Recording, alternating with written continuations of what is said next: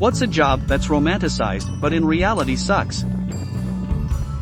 I strongly suspect being a spy doesn't involve half as many high-tech gadgets and spontaneous sexual intercourse as I've been led to believe. Anything in modern-day publishing.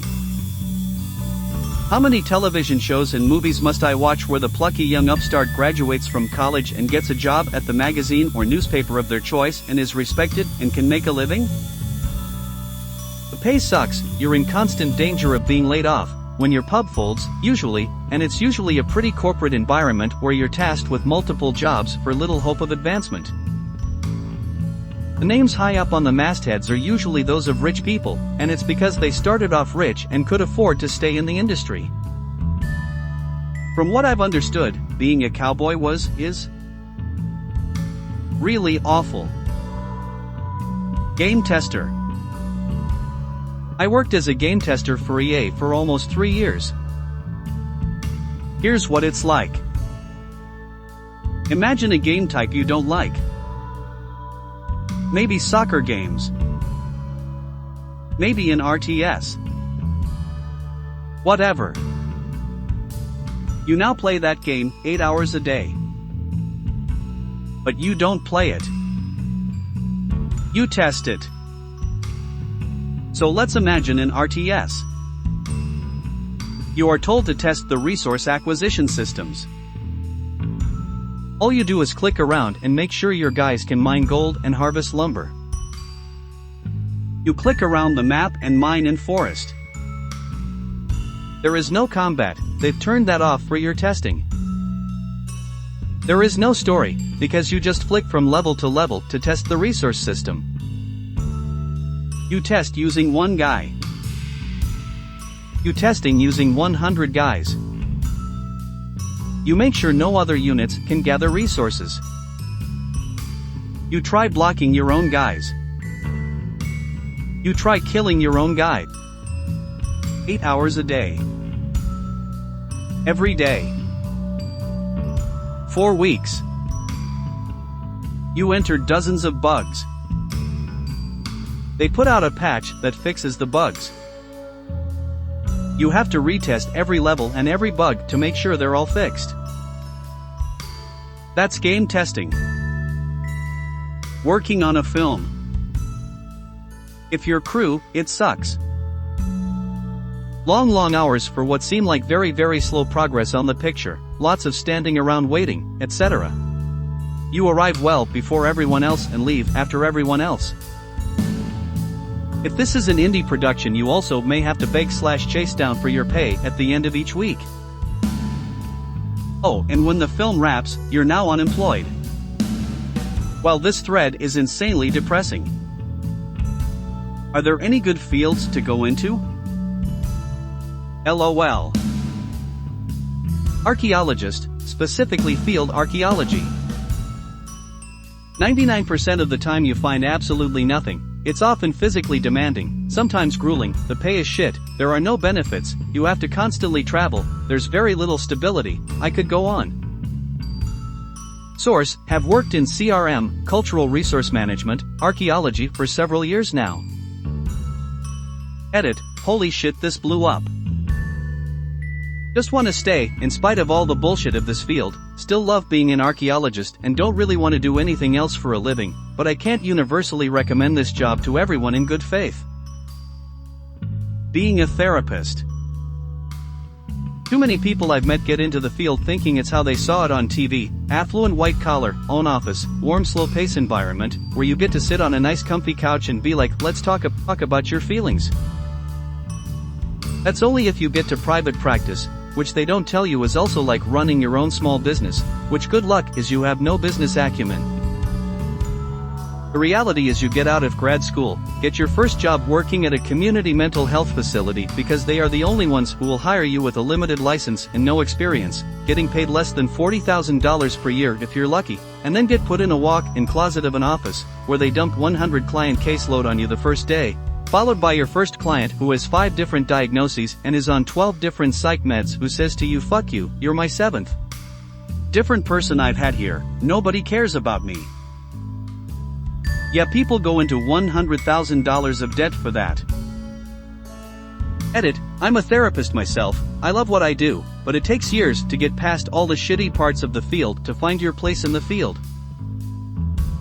Needless to say, too many don't survive the baptism by fire I mentioned above and either become burnt out, jaded, or leave the field altogether. Lawyer. Number of historic, life-changing, precedent-setting cases participated in, 0.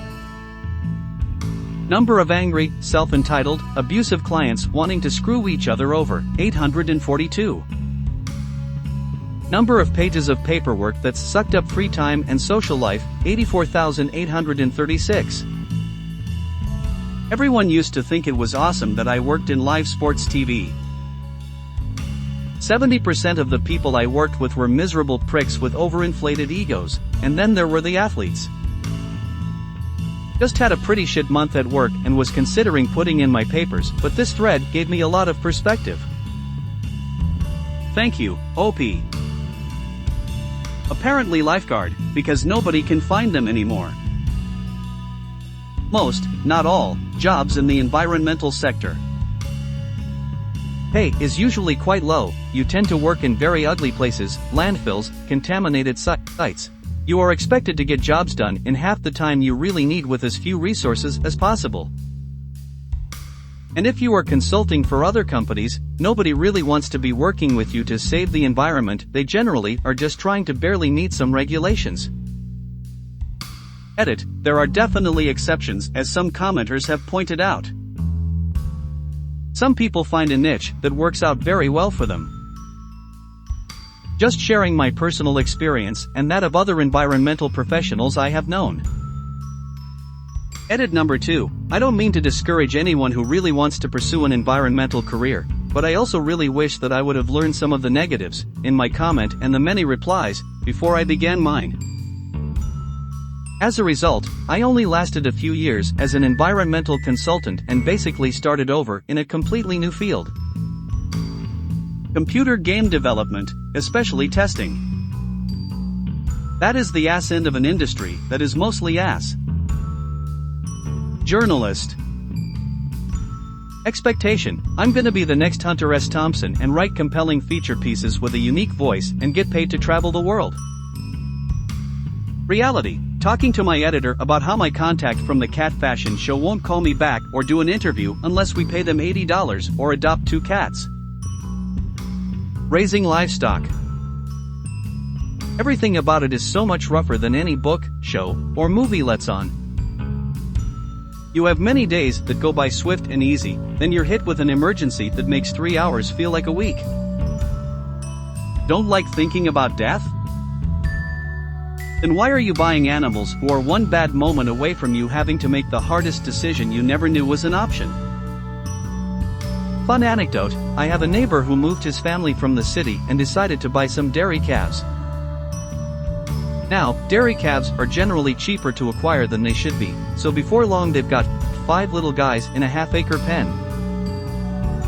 They call me up one day and say that they're sick and ask if I can take a look. So, I head on over and see 4 half-starved calves laying in the sun and a 5th dead one. They've dug a 2-foot deep hole and are preparing to bury the dead little guy. I check them all out, and they're severely dehydrated and starving. I ended up having to put electrolytes into them using an esophageal feeder, as well as treating one for pneumonia.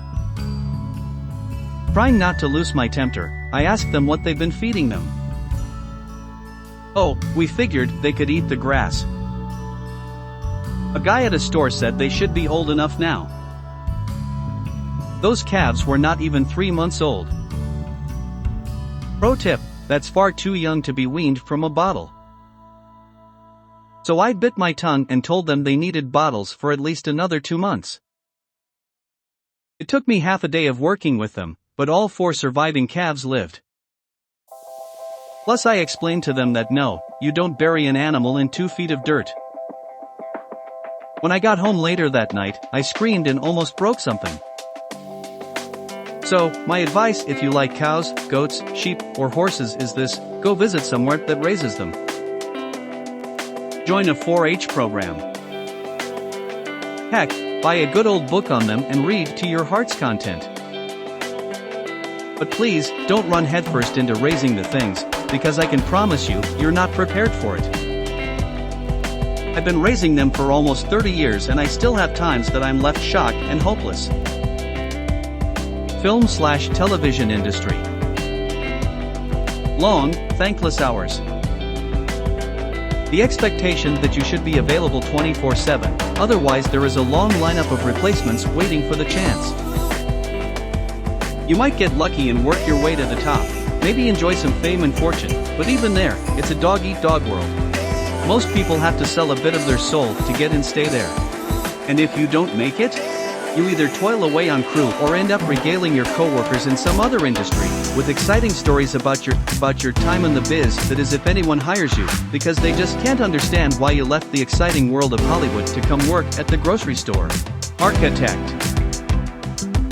You think you'll be designing big fancy iconic buildings. Warehouses, Walmarts, strip malls, and shitbox apartments all need architects, and that's probably what you'll end up doing. Probably anything in the entertainment industry, it's bogged down by a lot of workers' rights violations, insane hours during crunch time, no work-life balance, and you don't even get paid much because your employers and society at large think it's a privilege to even be working in the industry.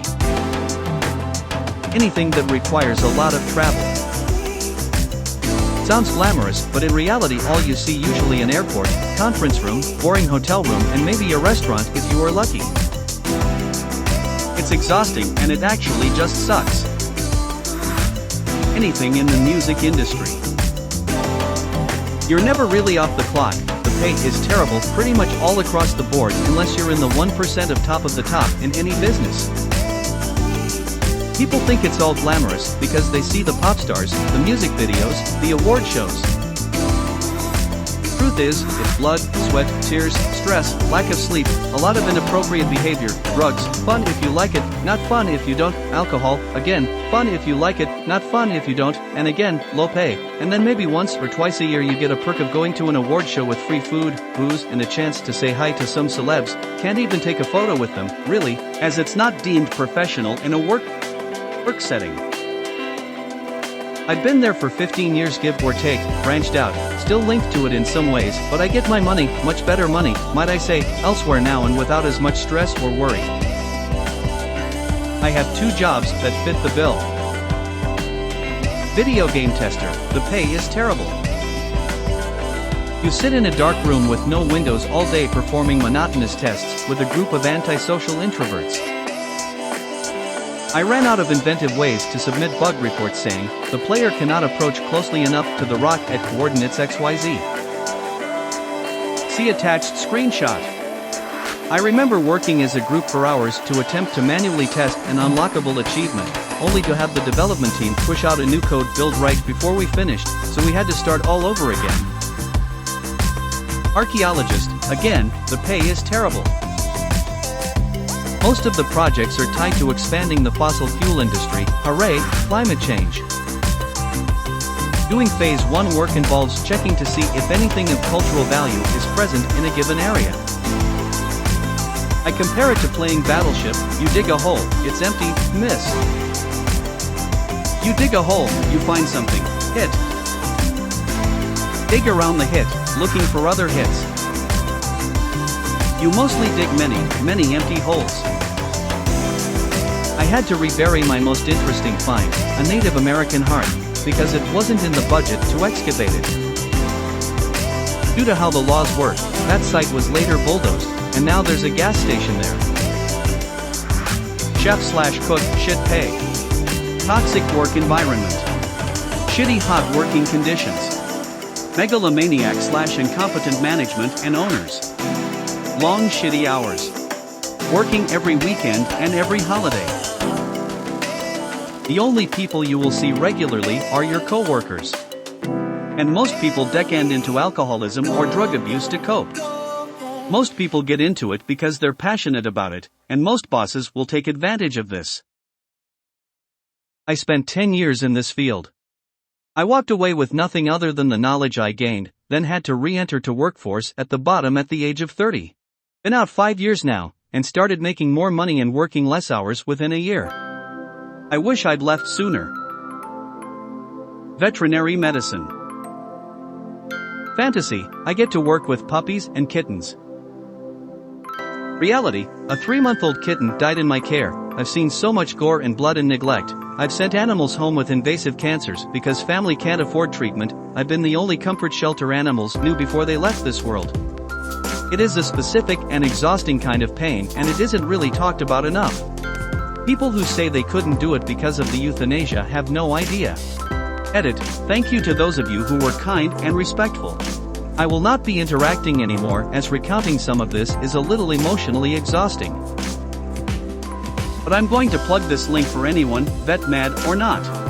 Have a good night everyone, and be kind to all living things. Teacher. Fantasy, IMA changed the world one student at a time. Reality, poor paying zoo. Actor/actress. Most don't make it big and many have very short career spans, then fade into obscurity. I used to work in the film/TV world as a camera assistant and camera operator for about 8 to 9 years of my life. I was pretty successful and was lucky to have worked on a lot of major productions such as the Marvel series on Netflix, Law & Order, 30 Rock, Spider-Man Homecoming, etc. While it is cool and fun to be a part of that world, the work-life balance is non-existent. I was working a minimal of 14 hours a day. Most days going to 16 to 18 hours. This is also 6 days a week, depending on how many gigs you got going or the schedule of the production you are on. Even if you join a union, which is required to work on the big budget stuff, you are still a forever freelancer and there is absolutely no job security. If you don't make a name for yourself, you'll fall off the map pretty quickly. Hours suck, there is no real schedule or days off. You're a freelancer, so you sorta make your own schedule, but you have to keep to the strict film schedule. You also have no time for family or friends. Sleep doesn't exist. You also work a mix of studio and outside. Working outside in the snow, heat, rain or shine at all hours of the day and night. There is no steady schedule at all. Honestly, most of it was pretty bad until I started working on the big budget stuff, and even there it wasn't great. It's an extremely high-stress job too. Perfection is required and a lot of people are on edge. There is no real HR or anything like that. No real protection from a producer going crazy and ruining your career. I can go on with more stuff, but I'll stop here, haha. Lawyers, everyone thinks that it's like Suits. Reality, reading papers for hours and running behind clients in order to get them to come to the appointment. Source, my dad. Mass sues. But it only sucks when people romanticize it. Otherwise, it's pretty awesome. Can suck if people sweat a lot or have massive amounts of body hair that fall off when you rub them, so you come out with your arms covered in some dude's back hair. You also get farted on a lot. And hit on. And comments like, oh, I feel sorry for your boyfriend with all that strength in your fingers. Good thing is you can just laugh and push a really sore trigger point to make yourself feel better. Otherwise, it's a pretty awesome job, but definitely not for everyone. OBGYN sonographer. You get to scan little unborn babies all day.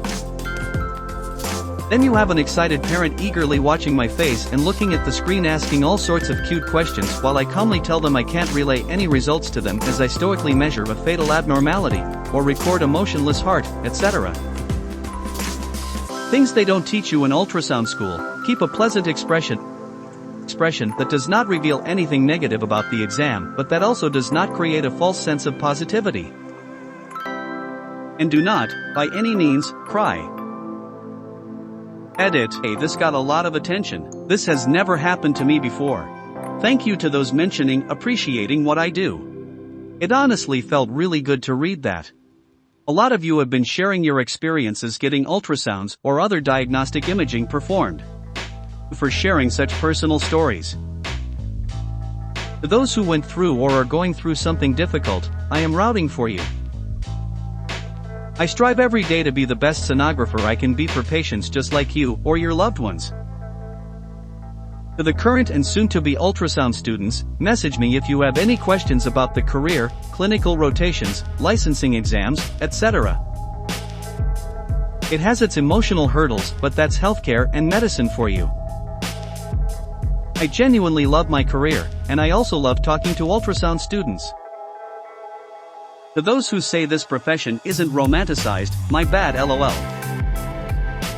Stockbroker/financial advisor. I was a broker/advisor for over 25 years, and it was what I wanted to be from about age 15. I thought it would be cool to know all about the stock market and make a lot of money. What I didn't realize was the fact that, if you're a person with any moral compass, it can be extremely stressful as you have people's financial lives in your hands. And many of my clients were retired, so making mistakes or giving bad advice could seriously affect their lives. When I first got into the business, drug use was rampant. Cocaine was the drug of choice, but there were also a lot of alcoholics. Divorce rates were high. I experienced one myself, and if you have kids, it was near impossible to spend quality time with them on a regular basis. The money was great. I made more money than I ever thought I would. However, there was a trade-off. Stress, lack of relationship with kids/wife, and for some, as I mentioned, drug/alcohol addiction. After 25 years I had enough. I went out on my own for a few years, then left the business altogether. Things are different in the industry now, and I think it's a lot more realistic to be a broker/advisor and have a good work-life balance, but it wasn't when I broke into the business.